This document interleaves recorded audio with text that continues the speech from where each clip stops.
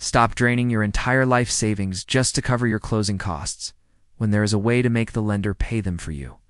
Most homebuyers are so focused on getting the absolute lowest interest rate that they completely overlook the lender credit strategy, which can save you $10,000 or more on day one.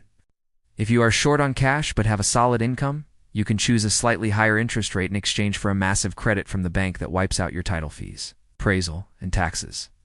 This is the ultimate shortcut for buyers who want to keep their emergency fund intact while still moving into their dream home this spring. At Mortgages for Good, we help you run the math to see if paying a little more per month is worth saving thousands of dollars in upfront, out-of-pocket expenses.